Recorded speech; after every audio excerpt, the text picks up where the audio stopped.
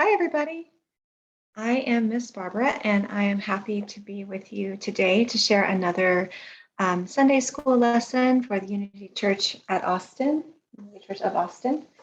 Um, my name is Miss Barbara, and let's get started. Let's start with our affirmation.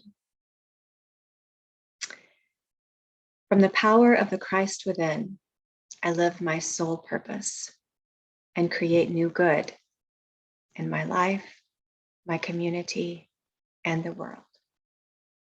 Can you say it with me twice more? I know it's a long one. From the power of the Christ within me, I live my soul purpose and create new good in my life, my community, and the world. Last time.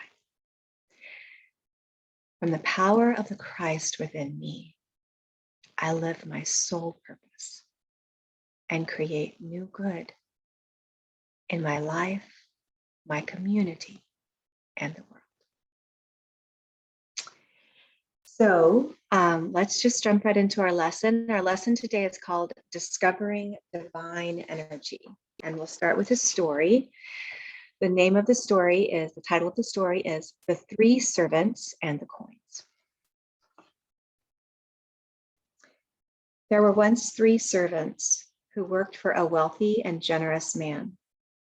One day the man was preparing for a long journey and called his servants to him. You are honest and hardworking servants, and I want you to take care of my wealth while I am gone, he explained. Each of you will have a portion to use as you like, and when I return, you can show me what you have accomplished.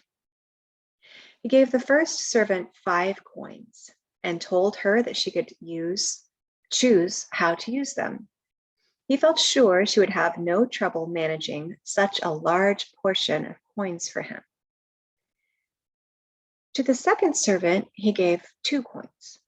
He explained that she was also free to decide how to manage the coins, and he had great confidence in her. The third servant was given 1 coin to use, and as she nervously accepted the coin, he smiled warmly at her and told her there were hundreds of ways she could use the coin, and he was looking forward to hearing of her choices when he returned. The first servant took the 5 coins she was given and immediately made plans. She knew an oil merchant who gave her a large amount of oil for a very low price. She put the oil in pretty jars and took it to the market to sell. It was a lot of work to take the heavy jars to the market each day and then carry home the remaining jars. But she enjoyed talking with all the customers, and so many people bought her oil that when it was time for her master to return, she had doubled the number of coins he had given her. The second servant loved to weave, so she rushed out to buy wool to weave a large rug. She chose bright, beautiful colors and set to work at the loom the very same day. Each morning at sunrise, she would go to the loom and work on the rug until the sun went down. Her friends admired the lovely pattern of the rug and the colors that were so cheerful, and many offered to buy it before it was even finished. When her master returned, the servant had 4 coins to show him. The third servant fretted over the coin she had been given. What if her master didn't like what she did with it and punished her? What if she worked hard and didn't have any more coins when he returned? What if the other servants made fun of her? What if someone stole it or she lost it? She finally went outside in the night and buried it. On the day of her master's return, she dug up the coin.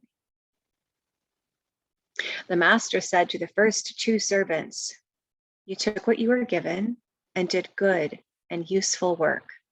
I can see that you can be trusted with even more, and I joyfully share my abundance with you." When the third servant gave him back the 1 coin she was given, he shook his head in disappointment and said, You did not even put the coin in the bank where it could have been used to earn a little interest. You hid it in the dark ground and did nothing. I will take this coin back, and I can see that you are not ready for any more, for you did not use what was given you. So that's our story, and we have a few discussion questions. What else could the third servant have done with the coin besides bury it?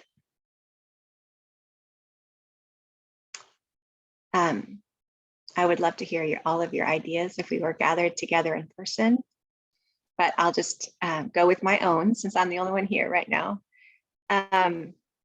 Maybe she could have done something like what the other two did, come up with an idea and had, what I really liked about what the second servant did in particular was that she chose to do something that she really loved.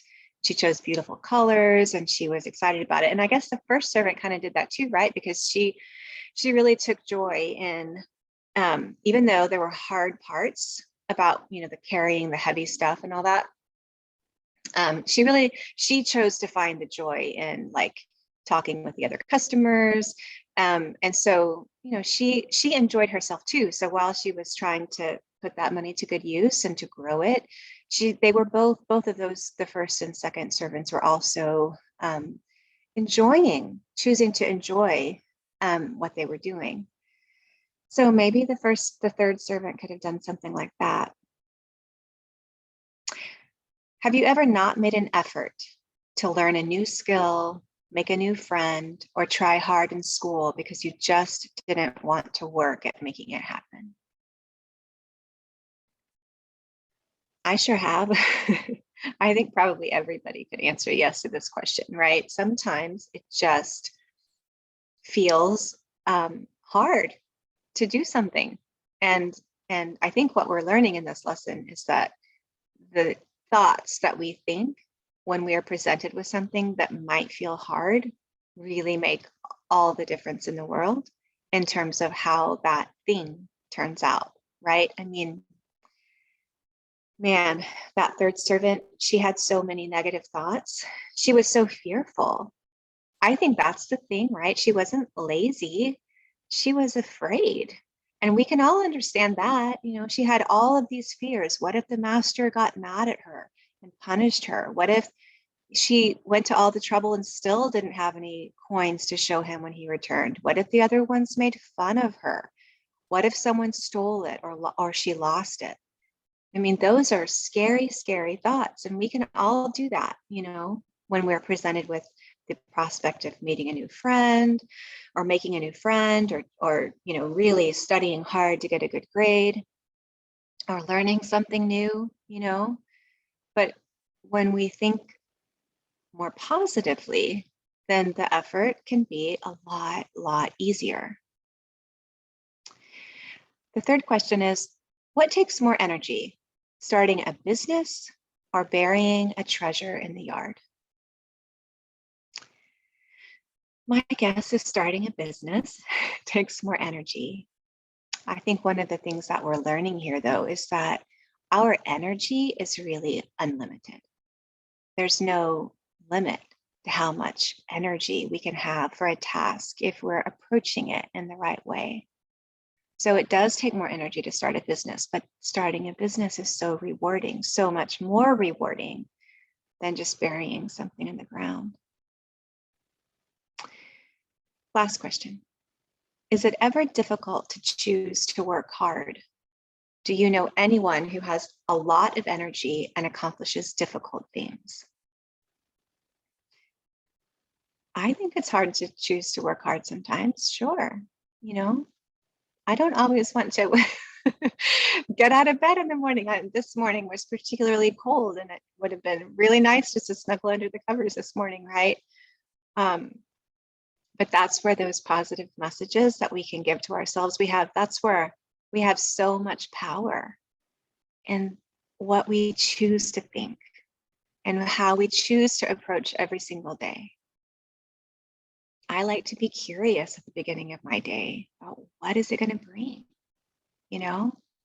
It might bring something fantastic. It often does. So it's worth that hard work. But to do it, I think we help ourselves by giving ourselves positive messages, by encouraging ourselves. Do you know anyone who has lots of energy and accomplishes difficult things? I can think of a few examples in my own life. I bet you can too. So, okay, so let's move on to our next. We just have one more just little activity is, so, okay, we're gonna try something. So stand up and maybe close your eyes if you want to, or just look down at the ground for a minute while you think about this. We're gonna do we're gonna try jumping up as high as we can, 2 different times. First time, we're gonna say to ourselves, I'm too tired. Can't do it. I just don't have the energy. Now, think those thoughts to yourself. I'm too tired. I can't do it. I don't have the energy. Now jump as high as you can. Okay. Did you notice how high you jumped? Let's try it with a different message and see if it makes a difference. So close your eyes again, stand up tall, or just look down at the ground and think this thought. Divine energy flows through me. Divine energy flows through me. Divine energy flows through me. Now jump again. Did it make a difference? I bet maybe you were able to jump higher the second time. I'd be really interested to know. Another thing you can try is to pay attention to how music makes you feel. Music can really, really affect our energy. It can help us feel energized, you know, the right kind of music, or to feel calm if we need to feel calm, right? Different kinds of music can have different results. So I think that's probably good enough talking for today. I hope you enjoyed the story and enjoyed the lesson. I did. I always enjoy sharing these with you. I hope that you're doing well. Let's end with our prayer for protection. The light of God surrounds me. The love of God enfolds me. The power of God protects me. And the presence of God watches over me. Wherever I am, God is, and all is well. And a quick blessing. We love you. We bless you. We appreciate you.